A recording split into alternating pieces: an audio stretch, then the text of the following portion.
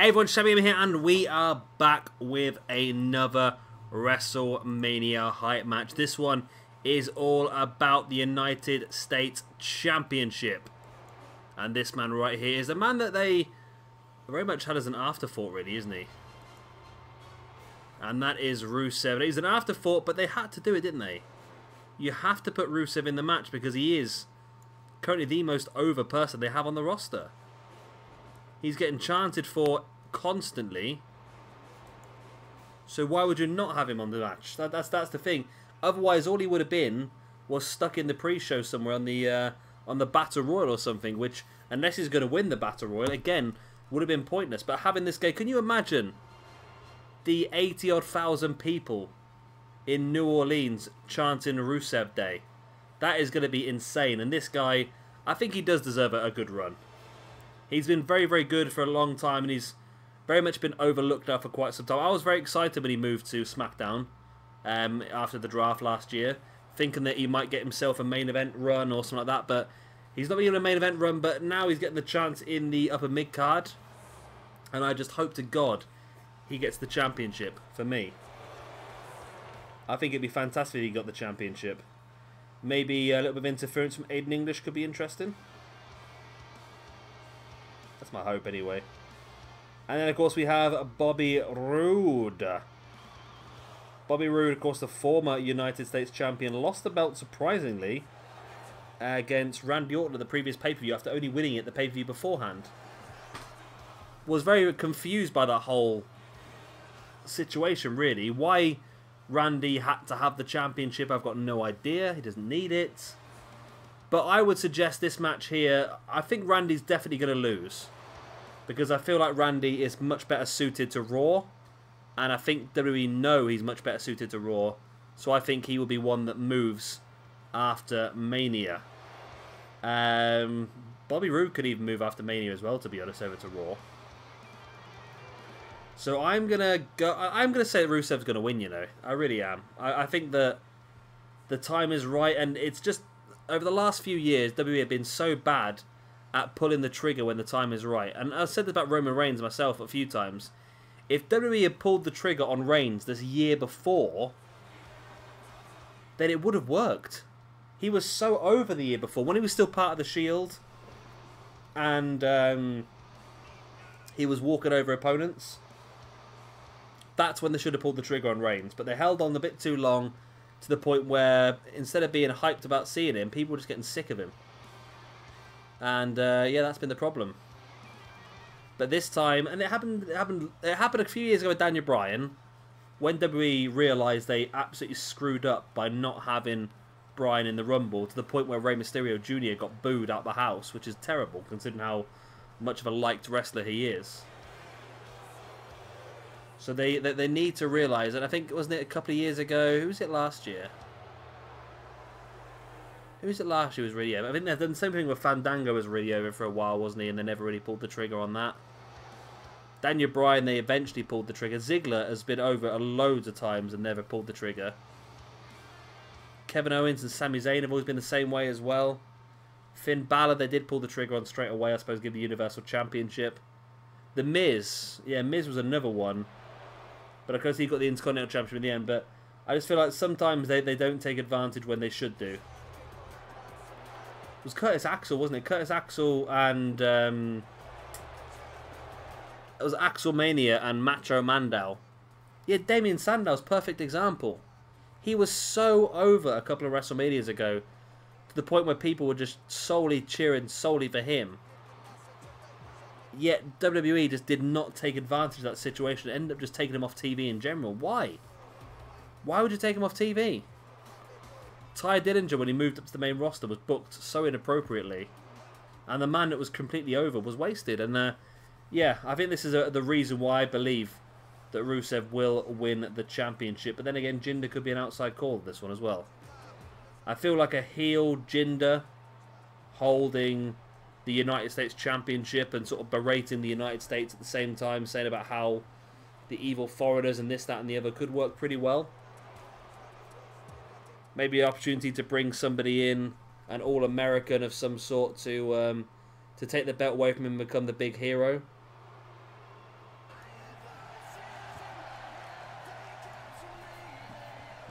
I don't know. That's my hope. And here he is then, Randy Orton. I still have no idea why this guy's holding the United States Championship. That was such a weird move for me that they gave it to him. He doesn't need it. The belt doesn't need it. I reckon, for me, the belt should have stayed with Bobby Roode, because for Roode to lose that belt after one pay-per-view seems a little bit out there for me. I think Roode should have kept the belt. You can still have the same match just with Roode going in as champion, I think. That for me would have been the best bet. But this is the way WWE wanted to do things, and that's the way they're doing things, I suppose. So then, Randy Orton defends the United States Championship against 3 other men at Mania. And yeah, let me know in the comment section down below how you think this match is going to work, who you think is going to walk out the champion. And if you have any reasons why. Like I said, I feel like Orton will lose the belt because I think he's going to go to Raw. I feel like Roode could also go to Raw. I think I am going to do like a little draft / mix-up style video as well at some point over the end of this playlist probably.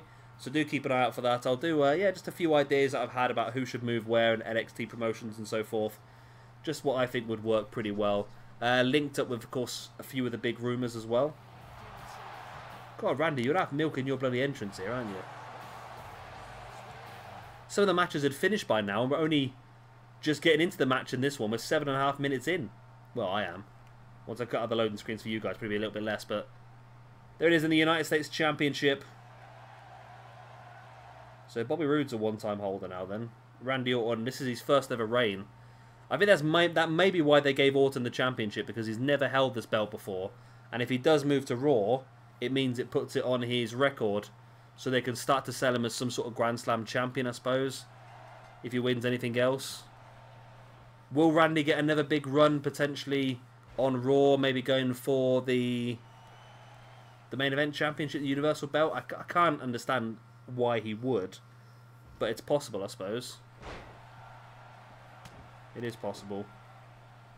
Anyway, the match is broken into 2 separate halves. Rusev destroying Jinder Mahal, while Bobby Roode and Randy Orton go at it in the middle of the ring.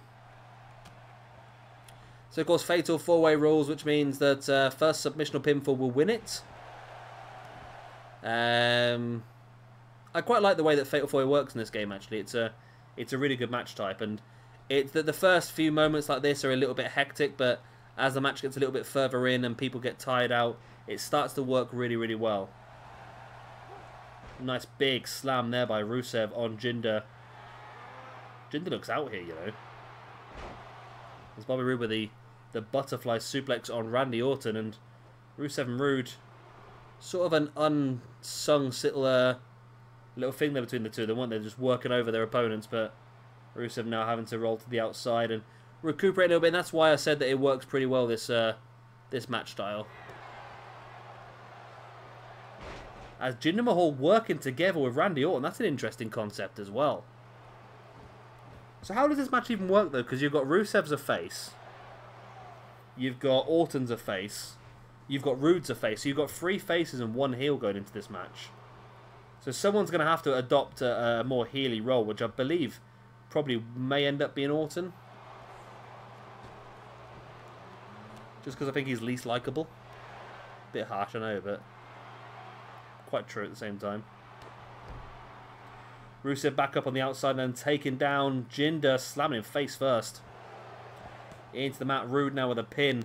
Rusev got there quick enough, but looks like Randy Orton would have kicked out anyway.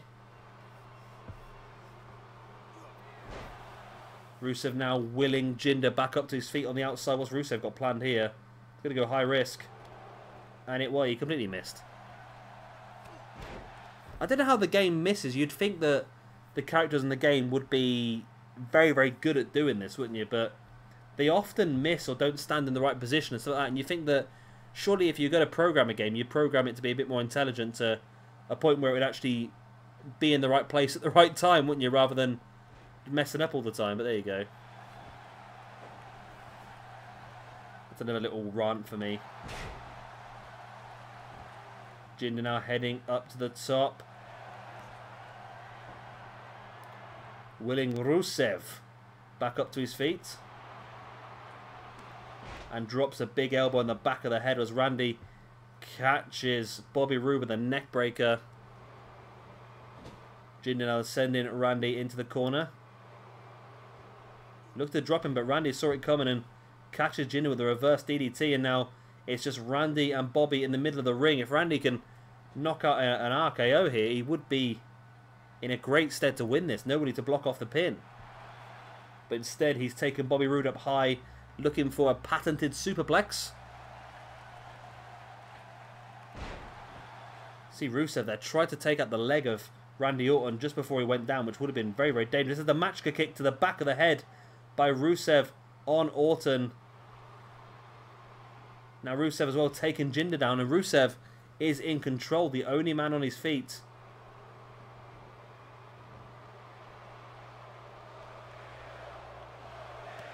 Jinder looking to superplex Rusev back into the ring, but Rusev dropping Jinder face first instead.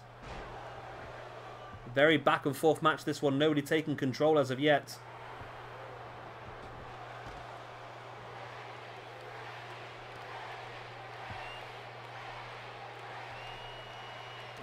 Orton bringing Rusev back up to his feet now into a DDT on the outside.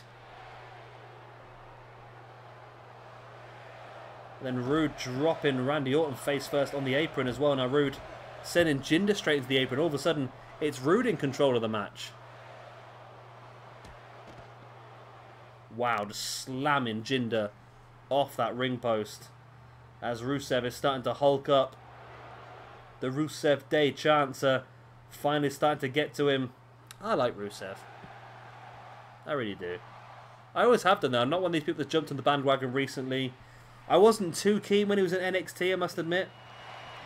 When he used to come out and smash the board across his head and stuff like that and had no shoes on and that, but I feel like since he moved on to the main roster, he has really proved himself. I think his debut in the Rumble was pretty good. He showed a lot of his talents.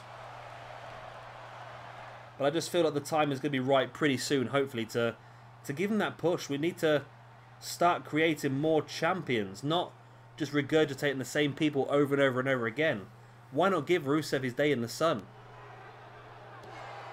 And this is why I think this is a big thing for Rusev. If he can get a hold of the United States Championship and have a very successful run and keep the crowd on side and so forth, then I feel like we could have a very, very good situation for Rusev. It will prove that he's going to be good enough in the future. As Bobby Roode now, middle of the ring, Jinder and Rusev are down on the outside. There's the glorious DDT. There's the pin. This could be all here. Jinder slowly getting back up to his feet. But he's not going to get there in time. And Bobby Roode wins the match and wins the United States Championship back. There we go. That's what WWE 2K18 thinks is going to happen. Is it what you think is going to happen? Once again, drop down in the comment section down below what you think will happen in this match. I wouldn't be surprised if this happened. It would be a bit weird because at the end it would make you wonder why they gave Roode the championship, then made him lose it the month after, and then give it again back to Mania. Like I said earlier on, it would have made more sense for Roode to keep a hold of the belt the whole time. But I'm still plugging for Rusev in this one. Whether they've just put Rusev in this to keep the fans happy, or whether they actually see him as a potential winner to keep the fans even more happy, is yet to be seen. But like I said, I think they've got to be seen to actually make an effort when somebody is really over. Let the fans sort of dictate what's going to happen. The fans are big on Rusev. Rusev gets the chance. Rusev gets the belt. That's what we're hoping for. Anyway, guys, that's the end of this video and probably the end of today's matches as well. And we're back to more of another 5 build-up matches for WrestleMania, so be sure to keep an eye out for those. We're getting into the big ones now. We've still got the couple of Tag Team Championship matches left. We've got the Women's Championship left. Then we've got the Intercontinental one. We've got Bryan and McMahon versus Owens and Zayn. Then we've got the big ones, haven't we? Lesnar versus Reigns, Cena versus Taker, Styles versus Nakamura. And also because of the limitations of the game, we are going to be having the mixed tag matches, 2 separate matches. So Ronda Rousey versus Stephanie McMahon and Kurt Angle versus Triple H. We'll have both of those matches for you as well.